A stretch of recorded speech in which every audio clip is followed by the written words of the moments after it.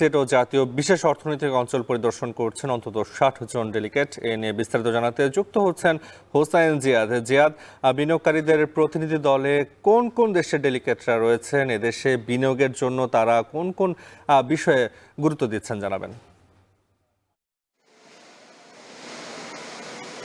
মূলত China, Australia এবং কোরিয়ার বিনিয়োগকারীরা রয়েছেন। সব মিলিয়ে ৬০ জনেরও বেশি বিনিয়োগকারী, এবং সেটি চট্টগ্রাম তো বটেই, পুরো বাংলাদেশের জন্য আসলে একটি বিপুল সম্ভাবনার নিয়ে এসেছে এই বিনিয়োগকারীরা। এবং তারা আজকে চট্টগ্রামের যে কোরিয়ান ইপিজেড, সেই কোরিয়ান ইপিজেডের পাশাপাশি তারা মিরসরাইতে যে বিশেষ অর্থনৈতিক অঞ্চল, সেই অর্থনৈতিক অঞ্চলটি ঘুরে দেখবেন। সকাল ৯টার পর থেকে মূলত তারা এই কোরিয়ান ইপিজেড এর বিভিন্ন কারখানা, এখানে প্রায় ৪৮টি কারখানা যেখানে ৩০,০০০ শ্রমিক কাজ করেন, সেই কারখানাগুলো ঘুরে দেখছেন, উৎপাদন ব্যবস্থা ঘুরে দেখছেন। এবং এটি তারা বলছেন, দু একজনের সাথে কথা হয়েছে, তারা বলছিলেন যে সেটি খুবই সম্ভাবনাময় এই চট্টগ্রাম, বিশেষ করে চট্টগ্রাম বন্দর, এখানকার কর্ণফুলী নদী এবং এটি শাহ আমানত যে বিমানবন্দর রয়েছে সেটি থেকে খুব কাছে।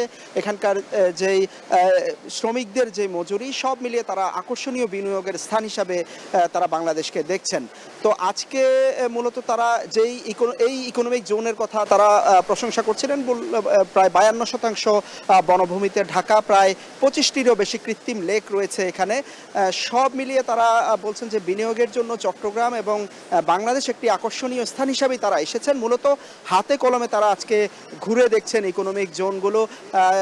যে ৩০,০০০ একরের মিরসরাই ইকোনমিক জোন, জাতীয় বিশেষ অর্থনৈতিক অঞ্চল, সেটি ঘুরে দেখছেন। এটিও প্রায় ২৫০০ একরের অর্থনৈতিক অঞ্চল। এখানে আইটি, পোশাক সেক্টর, আইটি খাত সহ বিভিন্ন টেক্সটাইল, এইসব সেক্টরে মূলত বিনিয়োগের সম্ভাবনা দেখছেন। নেদারল্যান্ডস থেকে যারা এসেছেন বিনিয়োগকারী, তারা বলছিলেন যে কৃষির জন্য বাংলাদেশ একটি উপযুক্ত স্থান, তারা বিনিয়োগ করতে চান কৃষিতে, এবং বলছেন যে কৃষকদের যে চাহিদা বাংলাদেশে সেটি খুবই কম, এবং কৃষকরা কোনো ধরনের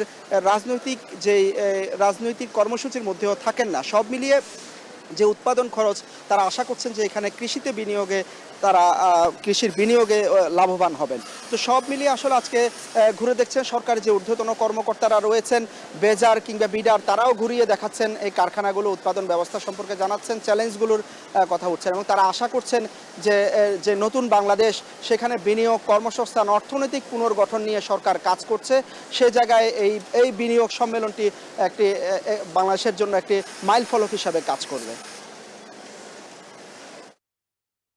চট্টগ্রাম থেকে যুক্ত ছিলেন হোসাইন জিয়াদ। দেখছেন এখন জনপথে।